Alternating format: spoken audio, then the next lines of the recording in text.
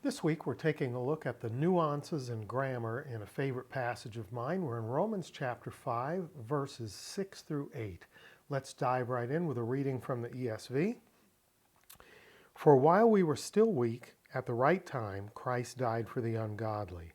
For one will scarcely die for a righteous person, though perhaps for a good person one would dare even to die. But God shows his love for us in that while we were still sinners, Christ died for us. So let's take it one verse at a time, starting out with verse 6.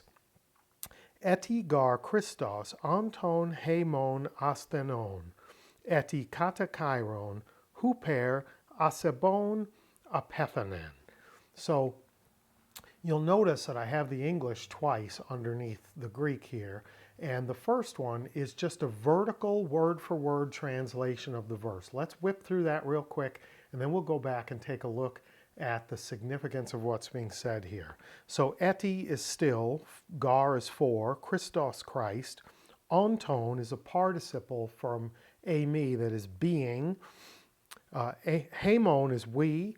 Asthenon is another participle, which is weak. Notice, Anton, haimon, asthenon, all have that omega nu ending. They're all in the genitive. Two participles and a pronoun. We're getting a genitive absolute here that we'll talk about in a moment. After that, we have eti again, which is still. Kata, according to, chiron, season. Huper, which is for or on behalf of. Then asebon, which is weak, and apethanen is the verb he, she, or it died. So let's go down to our second batch and notice that the third word in Greek is Christos, Christ. That's the subject of our verb, our main verb, which is the last word in the verse, apethanen. Christ died. So at the beginning, etigar, for, still, anton, haimon, asthenon, for while we were still weak. According to the season, kata chiron, then we have the second eti that we have to deal with. Some manuscripts omit the second eti altogether, but we can either look at it as while it was still according to the season, or Christ still died for the ungodly, or while we were still ungodly, Christ died. There's a lot of room for interpretation there, including omitting the second eti, because there are significant enough manuscripts that omit it that it may or may not belong there. But most importantly, let's go back and break out the pieces. That genitive absolute, eti, onton, haimon, asthenon, while we were still weak. So a genitive absolute just means that the phrase in the genitive gets translated like it's a regular phrase, but it can be removed from the sentence without harming the sentence. So we could have a sentence that says, for at the right season, Christ died for the ungodly. That's a sentence in and of itself. But the genitive absolute here gives us more qualification. While we were still weak, at the right season, Christ died for the ungodly. So fascinating stuff. Kata chiron, according to the season, at the right time. And then we have that last part, Christ died for whom? For the ungodly. So we're equating weakness and ungodliness in the first verse here in verse 6. So let's carry on and take a look at verse 7. Mollusgar, huper, dikaiou, tis apathanetai. So molus means scarcely, and then gar is always for, right? For scarcely, huper dikaiou, on behalf of a just person.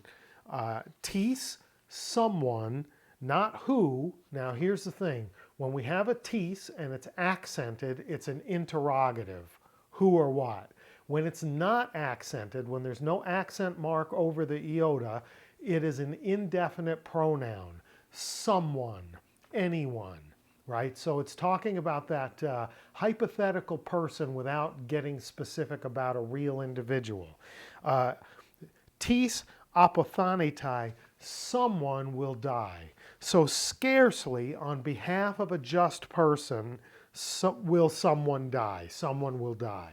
The willingness to die on behalf of a righteous person, of a just person, exists, but it's scarce. Pretty interesting stuff. Let's go down and look at the second half of the verse. Huper, we have another huper. This is our third huper so far. Huper gar to agathu taka tis kai tolma apothanein. So huper gar, for, on behalf of, to agathu, a good person, not a just person like the previous phrase, but a good person, taka tis kai tolma apothanein. Someone might dare even to die, perhaps, taka, perhaps someone might even dare to die. So look at the contrast we have here. The first phrase, he says, scarcely on behalf of a just person, someone will die. That happens, but it's scarce. Then he says, perhaps on behalf of a good person, someone might even dare to die. So let's look at the contrast. We had dikaiou, just, which is like a forensic term, someone who's not guilty, right? If you're just, you're not guilty of anything. So he says, in the case of a person that you genuinely know, that you know for a fact is innocent of the thing that they're accused of, you might scarcely find someone who would step in and take their place to die. But for a good person, a person who's not even accused of anything, a person that you have conviction in your heart and mind is a genuinely upstanding and right person, a good person who is ethically, morally, religiously, and practically good, not guilty of anything, not given to evil. Perhaps someone might dare to die in that person's place. But in both cases, the verb, whether it is shall die or to die, which we have in those two clauses, is about dying on behalf of someone else. He puts in front of us the question, for whom would you dare to die? Would you die on behalf of the just, dikaiou, or would you die on behalf of the good, agathu? The reality is, outside the scope of your children or your spouse, you're probably not willing to go so far as to go huper on behalf of dikaiou, a just person, or agathu, a good person. There are very few people in the world whose place you would take, who you would die on behalf of. For most of us, for the majority of us. How do we know? He even tells us, mollis, scarcely, or taka, perhaps, you might, tolma, even might die, might dare to die for someone like that, right? That's the reality of human life. Scarcely for a just man, perhaps you might even dare to die for a good man, a good person. But now we get to the great stuff, because Paul, after laying out that two-line fantastic proposition of how rare it is, how exceptional it is to die for the just or the good, now tells us this in verse 8.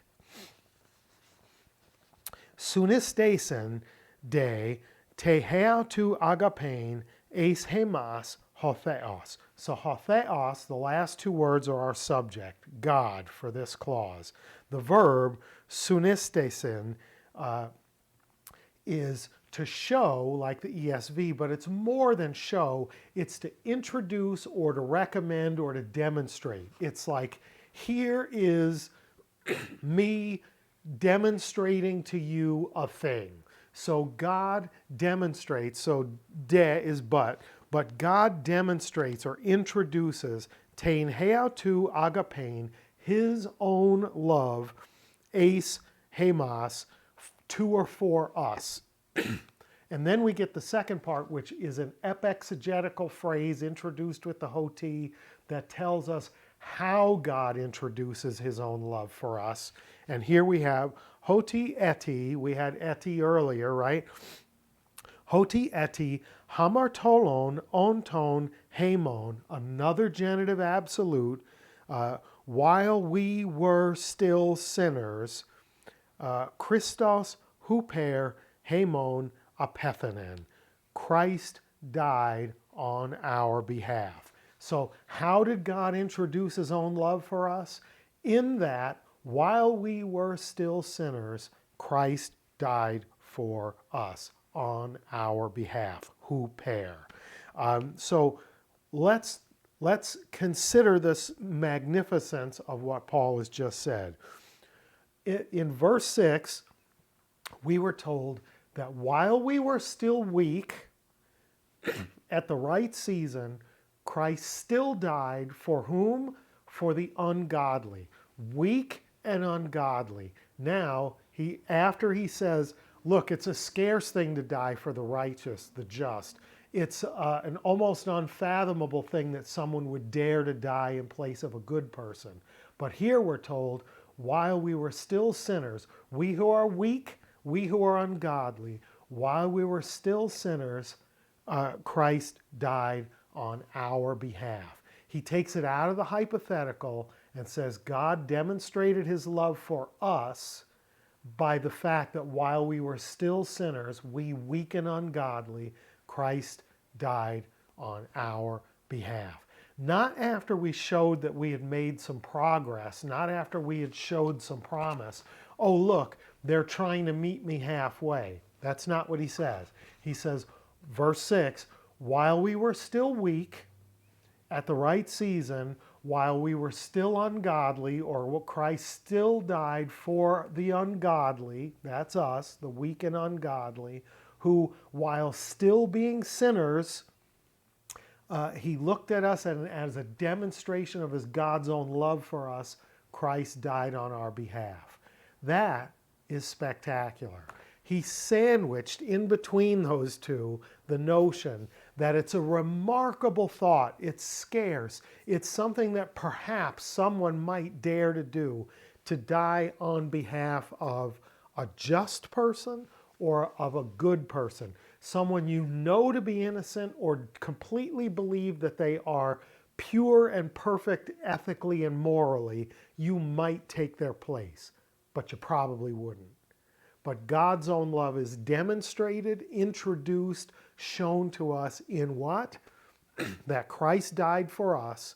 And who are we? We are those who are weak, ungodly, and still sinners. Pretty spectacular, isn't it? How far would you go on behalf of the just or of the good? Probably not that far. But the love of God, God's own love for us, is introduced to us or recommended to us or demonstrated to us through the fact that while we were still weak, while we were still ungodly, while we were still sinners, not after we had shown any kind of promise or progress, Christ died on our behalf. That's spectacular. That's why we study this language. That Paul was a genius. That guy could make an argument. I hope that was good for you today, and that if so, please like, share, subscribe, and all that stuff. Leave me some feedback in the comments. My fellow weak and godless sinners who have had the love of God demonstrated and introduced to us by the fact that while all that was true about us, before we showed any kind of merit or promise, Christ died on our behalf. Let me know what you think of that notion. And until we see one another again, Charis Kai Irene Humin, grace and peace to you.